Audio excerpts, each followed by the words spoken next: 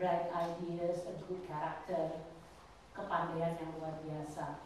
Tapi even mengkolek yang disebut hard property, hard asset untuk kita kolek dan kita manage baik, itu adalah suatu hal yang maju. Nah, itu adalah bagian yang disebut institutional building. Setiap negara sekarang membentuknya. Dan Departemen Keuangan waktu itu berhubungan dengan aset, dengan uang, collecting tax, collecting from the tariff, semuanya uang, issuing policy, sometimes giving semacam facility, semuanya bisa dimonetize. Kalau Anda nggak punya idealism, Anda can easily actually involved di dalam transaksi harian yang I can share you the amount is not trivial. Jumlahnya is trillion. Seberapapun kalian mau sebetulnya bisa untuk mentransaksikan diri Anda dan power Anda di dalamnya.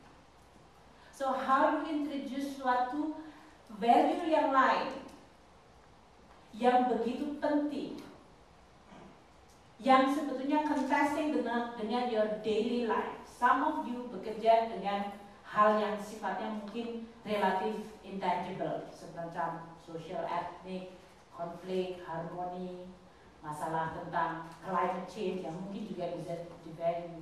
Tapi some of you ada bekerja di daerah yang memang betul-betul sangat bisa dilihat apa yang disebut nilainya, value-nya.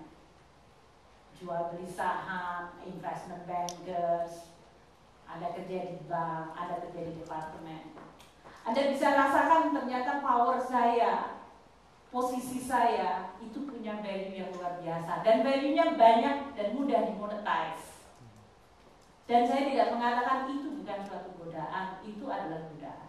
Unless you have a right idea about what you are doing, maka Anda akan easily tergelincir dan bahkan disoriented. Di situ letaknya apa yang disebutkan idealisme. Idealisme adalah suatu value yang Anda believe sebagai sesuatu yang noble, yang Anda rasakan beyond suatu achievement yang sifatnya material atau bahkan recognition by yang lain, tapi itu satisfy your own di dalam diri Anda sendiri. Dan itu sesuatu yang sebetulnya semua orang punya karena manusia diciptakan dengan nurani yang luar biasa penting nilainya di dalam hidup. Regardless your agama, ethnicity, Anda semuanya, Anda sebetulnya punya suatu share universal value yang ada di dalam situ. Dan value itu kemudian Anda letakkan di dalam konteks. Sebagai individual, sebagai part of family, sebagai part of society, sebagai part of a nation, sebagai part of global citizen.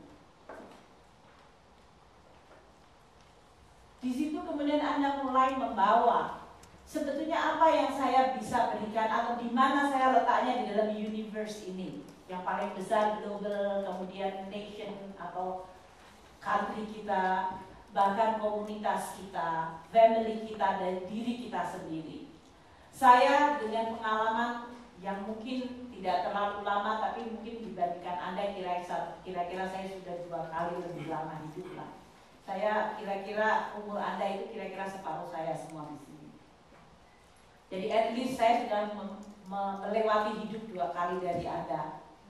Kira-kira saya percaya itu bahwa apa yang kalian yakini sebagai baik di dalam nilai universal itu semuanya linear atau yang disebut connected dengan family, dengan society, dengan negara dan bahkan global. Seperti saya sekarang kerja di suatu institusi yang di dalam konteks global. Sebetulnya saya selalu bertanya tiap hari bangun tidur, apa yang bisa saya lakukan? Apa yang bisa dilakukan lebih baik lagi? Dan ini lebih baik untuk siapa? Is it serving my own career? Oh kira-kira saya hari ini akan dipuji nggak ya sama anak buah saya, sama bos saya, sama klien saya negara-negara lain? Atau Anda mulai mikir, kira-kira saya lebih baik untuk bisa memikirkan what is so important to help people. Katakanlah seperti saya bicara dengan Menteri Keuangan Panama, waktu dia bicara gimana sebenarnya nih ya waktu saya harus melakukan balance sheet, dia harus memanage hutangnya, dia harus memanage bagaimana aset mengenai kanal itu bisa di-utilize. Bagaimana dia bisa mentransform birokrasi di birokrasinya dia yang sangat berbeda dengan Panama Canal yang punya a different management, karena dulu itu adalah miliknya Amerika yang sekarang dikembalikan ke Panama. Untuk sebuah negara dengan 3,5 juta orang, mereka juga berpikir bagaimana supaya institusi birokrasi yang punyanya Panama yang dia anggap belum baik, tidak akan memperburuk atau menjadikan negatif influence terhadap institusi Panama Canal yang dulu diisolate. It's been 10 years, mereka cukup bagus. Tapi itu adalah suatu struggle institusi. Di Costa Rica, Presiden bicara tentang, aduh bagaimana susahnya saya mau mereform tax, karena semua interest grupnya selalu memvetonya. Even you have the bright and the best idea, Anda kadang-kadang harus mentranslate-nya di dalam konteks, di keluarga, di institusi. Dan di situ letaknya pentingnya Anda punya value dan idealism. Kalau Anda nggak punya idealism, Anda akan sangat mudah untuk masuk di dalam perangkap transaksi dan apa yang disebut pragmatism yang bisa mendangkalkan value kita. Saya tidak mengatakan pragmatism itu nggak penting, karena kadang-kadang we have to deal with suatu environment di mana kita harus compromise. Tapi Anda tahu betul untuk bagaimana mempreserve dan menjaga value dan idealism Anda pada saat Anda harus mengejar tujuan yang dicita-citakan. Saya berikan beberapa contoh. Ada di sini yang kalian semuanya sedang belajar tentang untuk master, karena banyak yang ambil untuk master public policy. Anda baru belajar hari ini teknisnya. Belajar, saya hampir yakin mungkin baru belajar tentang cost benefit dari suatu policy. Dilihat katakanlah dari sisi micro problem, monetary problem, macroeconomic analysis. Anda bandingkan kalau before and after policy, bagaimana itu dilihat dari sisi welfare, bagaimana dilihat dari equality.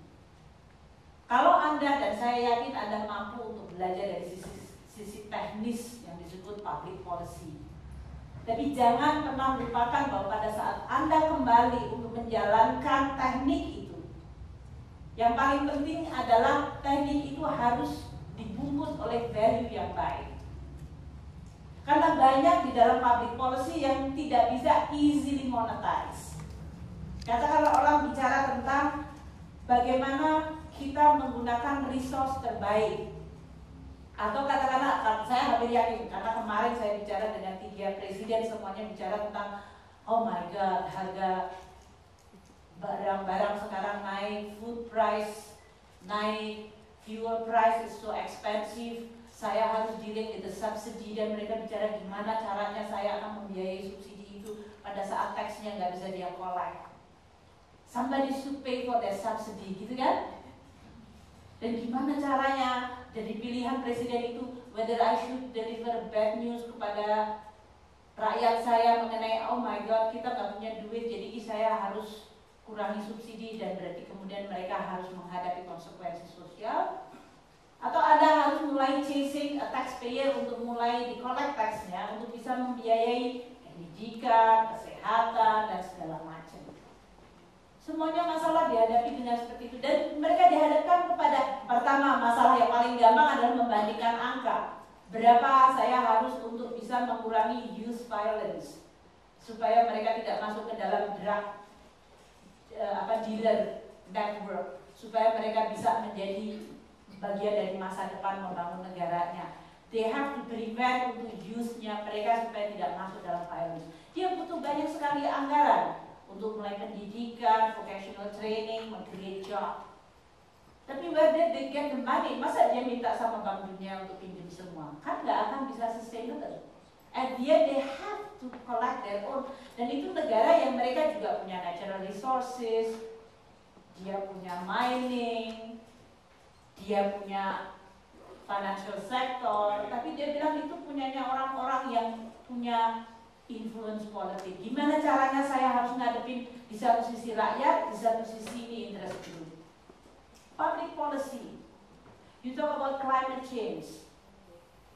Anda semua di sini akan bicara tentang bagaimana kita bisa mempersuade suatu country untuk bisa membangun prevention yang orang bisa tidak akan lihat kecuali kalau mereka mendapatkan disaster seperti kemarin tornado. Orang mulai mikir di Amerika sih kemarin sering banget mendapatkan natural disaster seperti itu, dan mereka biasanya nggak pernah dihubung-hubungkan dengan mistis gitu. Oh ini gara-gara presidennya pernah di Indonesia maka kita dapat curse. Kan nggak ada kan analisa seperti itu kan. Tapi mereka mulai mikir kenapa patternnya sekarang berubah. Ada yang dari Atlanta di sini. Dulu Atlanta winter nggak pernah ada snow. It's only once in a 20 years atau 40 years. Kenapa sekarang repeatedly happen? Washington yang biasanya nggak pernah dia punya kalau ada yang dari Chicago atau dari yang mana tahu betul di kota itu dia punya itu mesin atau truk untuk menghandle snow yang 1 meter. Di sini kalau baru 20 cm aja udah paralyzed kotanya. Tapi kemudian it is about public policy. Is the climate change should be prevented? How we are going to allocate resources? Dari sisi teknik saja, Anda banyak belajar. Apapun yang Anda pelajari, Anda perlu banyak belajar untuk systematize your thinking, sehingga Anda bisa mendiagnose masalah secara baik, meletakkannya dalam tempat yang benar, kemudian membuat pilihan-pilihan, choices of solution. Anda bisa melakukan itu saja untuk Indonesia atau untuk tempat Anda bekerja is a big value. Karena banyak orang punya fuzzy logic kayaknya. Banyak orang yang not even bisa mengorganize thinkingnya secara cukup baik sehingga dia bisa memecahkan masalah yang kadang-kadang very complicated. If you can value atau bisa contribute itu Anda sudah merupakan salah satu aset. Tapi pada saat Anda menentukan policy atau solusi mana yang Anda harus pilih, then itu ada masalah yang sifatnya bisa di-quantify, ada masalah yang you have to introduce your value in it. Di situ letaknya apa yang disebut wisdom value. Tapi tidak, dan Anda harus tetap bisa mengartikulasikannya, bisa menjelaskannya. Kenapa saya memilih pilihan ini? Nah, ini yang saya anggap di dalam mungkin sejarah Indonesia. Kalau kita mau bicara tentang, saya juga sekarang sering bicara, karena sering saya harus komunikasi dan exchange view dengan banyak presiden, perdana menteri, dan kadang-kadang Anda perlu untuk melihat kepada histori.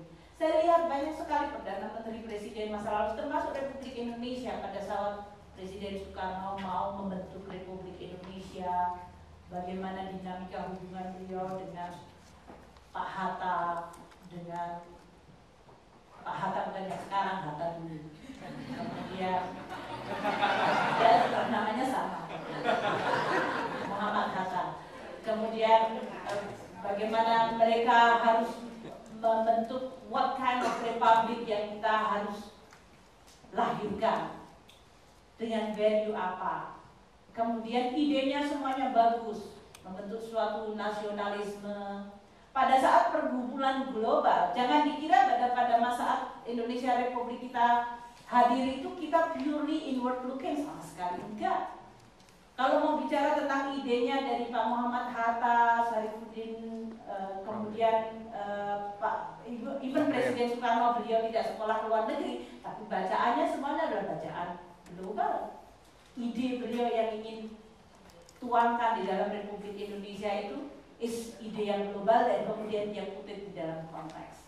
Di dalam struggle seperti itu, biasanya kita mudah untuk menentukan goals. Menentukan goals saja biasanya relatif mudah dibandingkan mentranslate goal itu di dalam konteks reality.